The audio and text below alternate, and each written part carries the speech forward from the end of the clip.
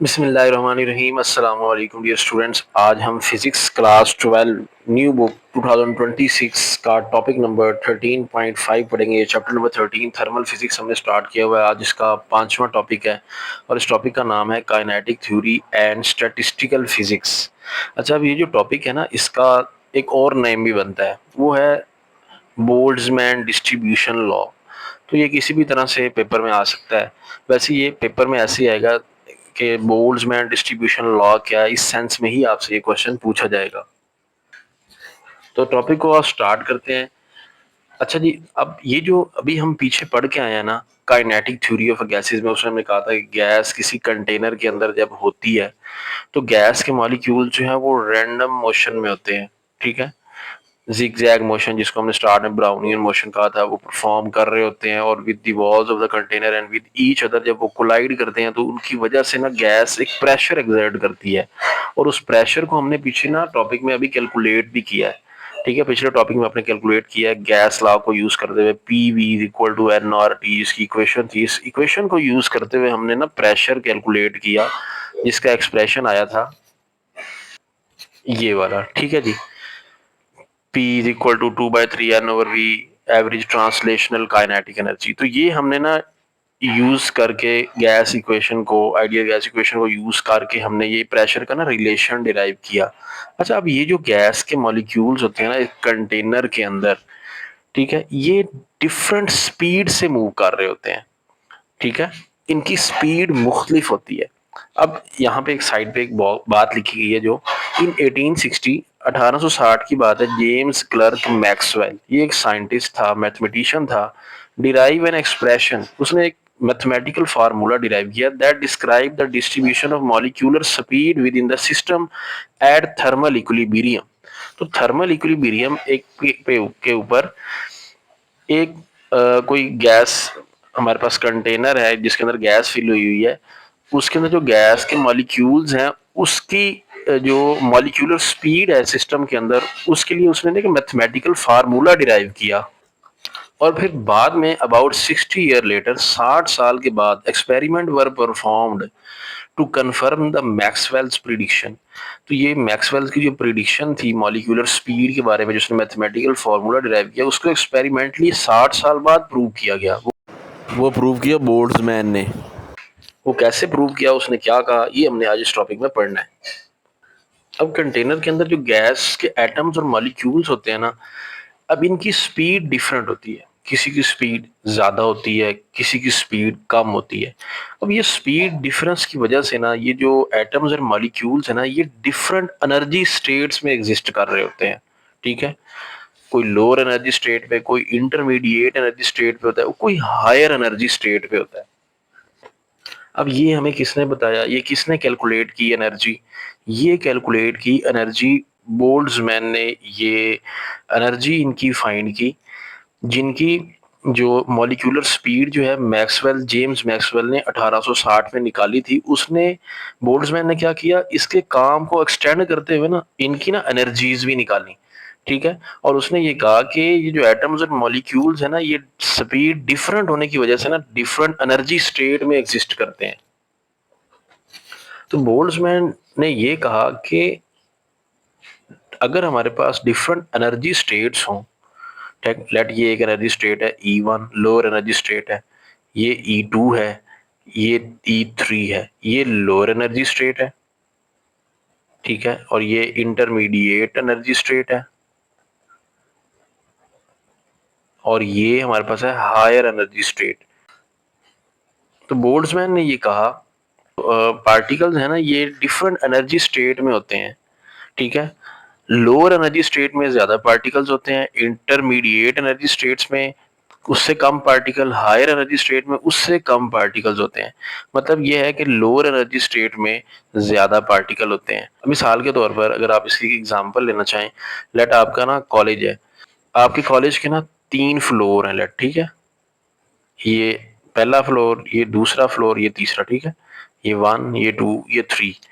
तो अब जब इस कॉलेज को फिल करना है ठीक है। तो कॉलेज सबसे पहले कौन सा फील होगा, ज़्यादा स्टूडेंट यही चाहेंगे कि हमें ऊपर ना जाना पड़े, क्योंकि ऊपर चढ़ते हुए ज़ाहिर बात है इंसान थक जाता है। तो ज़्यादा चाहेंगे स्टूडेंट्स कि हम ना नीचे वाले फ्लोर में ही रहें। ठीक है। अब बिलफर्ज यहाँ पे टोटल 50 स्टूडेंट्स हैं। अगर बिलफर्ज हम ये करें, हमारे पास 50 स्टूडेंट्स हैं, तो क्या होगा, 35 स्टूडेंट फर्स्ट फ्लोर पे रह लेंगे। ठीक है। 10 स्टूडेंट जो है वो सेकंड फ्लोर पे चले जाएंगे और कम स्टूडेंट हायर फ्लोर पे जाएंगे, जो कि आखिरी फ्लोर है।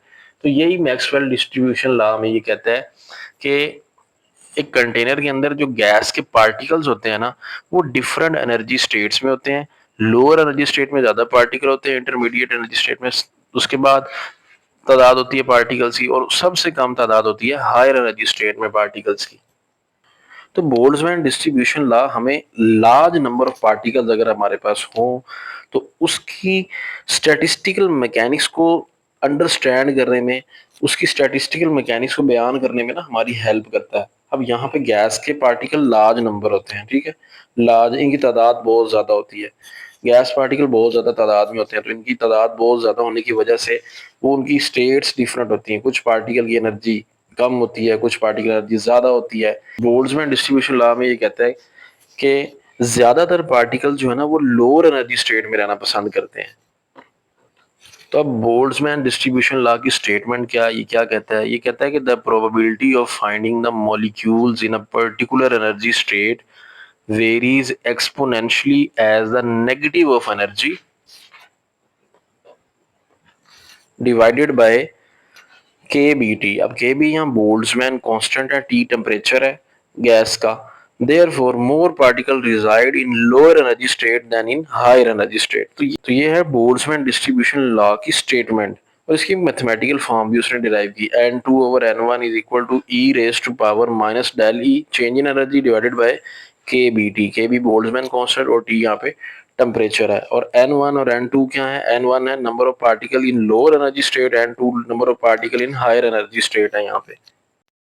इसको ना अगर हम एक एग्जांपल से कोशिश करें समझने की, तो लेट हमारे पास ना ये एक कंटेनर है सी, मैं इसको कह लेता हूँ। इसके अंदर ना हमारे पास वैसे तो लाखों की तादाद में होते हैं पार्टिकल्स। हम कहते हैं, लेट समझने के लिए कहते हैं इसके अंदर ना 10,000 पार्टिकल्स हैं। ठीक है। तो 10,000 पार्टिकल्स इसके अंदर है ना, तो इसमें 8,000 पार्टिकल्स ऐसे होंगे जिनकी एनर्जी जो है ना वो लो होगी। ठीक है। इसी तरह बाकी रह गए हमारे पास 2,000। ठीक है। लेट हम कहते हैं कि 1,500 पार्टिकल्स ऐसे होंगे जिनकी एनर्जी होगी इंटरमीडिएट, मतलब दरमियानी, वो E2 स्टेट में होंगे। इसी तरह बाकी जो 500 रह जाएंगे वो होंगे, उनकी एनर्जी ज्यादा होगी और वो हायर स्टेट में होंगे। ठीक है। मतलब यहाँ होंगे 500, यहाँ होंगे 1,500, ठीक है, और यहाँ होंगे 8,000। ठीक है। अब ये जो इनकी जो एनर्जी है पार्टिकल्स की, ये इनको कहाँ से मिल रही होती है, अभी पीछे एक रिलेशन हमने पढ़ा था कि काइनेटिक एनर्जी हमने डिराइव किया था, translational kinetic energy of gas particle हमने डिराइव किया, वो होती है 3/2 के बी टी। मतलब जो एवरेज ट्रांसलेशनल काइनेटिक एनर्जी है, मतलब जो पार्टिकल के पास एनर्जी आती है वो कहाँ से आती है, वो डायरेक्टली प्रोपोर्शनल है टेम्परेचर के। जब आप टेम्परेचर बढ़ाते हो, इन गैस के पार्टिकल्स को जब आप हीट करते हैं, टेम्परेचर बढ़ता है, तो टेम्परेचर बढ़ने से इनके पास एनर्जी आती है। तो बहुत कम पार्टिकल ऐसे होते हैं जिनके पास हायर एनर्जी आती है और वो हायर स्टेट में जाते हैं, वरना पार्टिकल्स जो है वो कंफर्टेबल फील करते हैं लोअर एनर्जी स्टेट में रहना। तो लोअर एनर्जी स्टेट में पार्टिकल ज्यादा, इंटरमीडिएट एनर्जी स्टेट पार्टिकल उससे कम, हायर एनर्जी स्टेट पार्टिकल सबसे कम। तो ये इस तरह करके जो है ना पार्टिकल्स की डिस्ट्रीब्यूशन हो जाती है। तो जो बोल्ट्जमैन लॉ है हमें वो इस डिस्ट्रीब्यूशन के बारे में बताता है। तो एनर्जी की बुनियाद पर पार्टिकल्स जो हैं वो डिफरेंट एनर्जी स्टेट में लाई कर रहे होते हैं, इसलिए इस लॉ को क्या कहते हैं, बोल्ट्जमैन डिस्ट्रीब्यूशन लॉ, क्योंकि ये पार्टिकल्स की डिस्ट्रीब्यूशन के बारे में बताता है एनर्जी स्टेट की बुनियाद पर। अब उसके बाद जो बोल्ट्जमैन की इक्वेशन है, n2/n1 is equal to e rest power minus del E over K B T. अब जरा इसको एक्सप्लेन कर लेते हैं। अब n1 क्या है, n1 है population in the lower energy state. तो ये population of particle lower energy state में, लेट वो E1। अब E1 लोअर एनर्जी स्टेट है तो इसकी एनर्जी लेट 3 इलेक्ट्रॉन वोल्ट है। n2 पॉपुलेशन है हायर एनर्जी स्टेट की। ठीक है। E2 वाली जो एनर्जी स्टेट है, लेट उसकी एनर्जी 5 इलेक्ट्रॉन वोल्ट है। तो ये n2 इसकी पॉपुलेशन है, n1 जो है इसकी पॉपुलेशन है। ठीक है, अब इसके अंदर लेट हमने क्या है वो 8000 इलेक्ट्रॉन 8000 पार्टिकल है लेट इसके अंदर, और इसके अंदर कितने पार्टिकल हमने कहा था लेट 1500 पार्टिकल्स हैं। ठीक है, तो डेल्टा ई यहाँ पे क्या है, difference of energy between two state. Delta E कैसे निकालते हैं, E2 माइनस E1। E2 कितना है 5 माइनस E1 कितना है 3। तो 2 इलेक्ट्रॉन वोल्ट इन दो एनर्जी स्टेट्स का दरमियान डिफरेंस है। तो डेल ई यहाँ पे difference between the energy of two states है। के भी यहाँ बोल्ट्जमैन कांस्टेंट है। टी क्या है, वो टेम्परेचर है जो कि हम इन गैस पार्टिकल्स को प्रोवाइड करते हैं, जिसकी वजह से ये एनर्जी गेन करते हैं। अब जो पॉपुलेशन है ना वो एक्सपोनेंशियली डिक्रीज करती है। अब इसका क्या मतलब है, पॉपुलेशन एक्सपोनेंशियली डिक्रीज करने का, उसके लिए ना हमें एक ये ग्राफ्स को समझना होगा। लेट ये एक ग्राफ हमने बना लिया पॉपुलेशन वर्सेस एनर्जी का।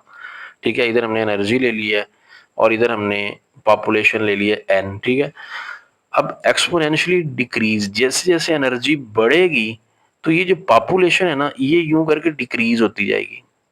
ठीक है, हायर एनर्जी स्टेट में कम पार्टिकल जाएंगे, जैसे जैसे एनर्जी बढ़ाएंगे जो पॉपुलेशन है ना वो डिक्रीज हो जाएगी। लेट यहाँ पे हमारे पास स्टार्ट में जो है ना वो 100 पार्टिकल है लेट। ठीक है, तो जैसे जैसे आप एनर्जी बढ़ाओगे तो एनर्जी बढ़ाने की वजह से कुछ पार्टिकल्स हैं जो कि एनर्जी गेन करके हायर स्टेट में चले जाएंगे, बाकी जो है वो नहीं जाते।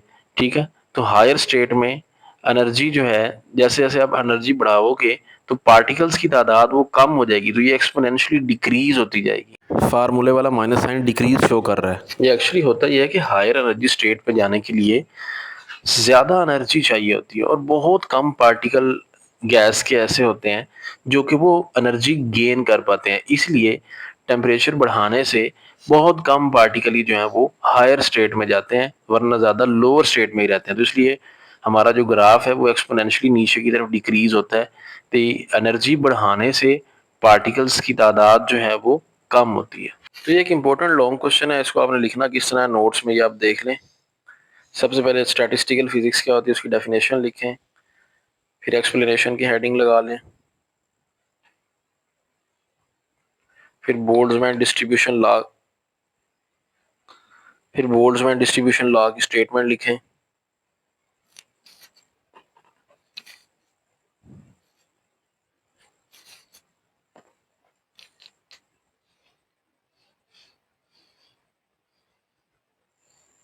फिर उसकी मैथमेटिकल फॉर्म लिखें। फिर वो जो जो जो टर्म्स आई हैं उसके अंदर उन सबका थोड़ा ब्रीफ इंट्रोडक्शन दे दें, ये क्या है, डेल्टा ई क्या है, N1 और N2 क्या है, और उसके बाद ये बता देंगे कि वो एनर्जी मॉलिक्यूल्स के पास जो पार्टिकल्स होते हैं गैस के कहाँ से आती है। तो वो इस इक्वेशन के मुताबिक मैं देखा टेम्परेचर बढ़ाने से उनकी एनर्जी एवरेज का ट्रांसलेशन काइनेटिक एनर्जी बढ़ती है, वहां से वो एनर्जी गेन करते हैं और हायर एनर्जी स्टेट में कम जाते हैं, क्योंकि एनर्जी बहुत ज़्यादा चाहिए होती है हायर एनर्जी स्टेट में जाने के लिए, और वो पार्टिकल्स जो है वो मोस्टली गेन नहीं कर पाते और वो लोअर एनर्जी स्टेट में रहते हैं। तो यहीं पे ये टॉपिक कंप्लीट हो गया। मिलते हैं नेक्स्ट वीडियो में, जल्द। अल्लाह हाफिज़।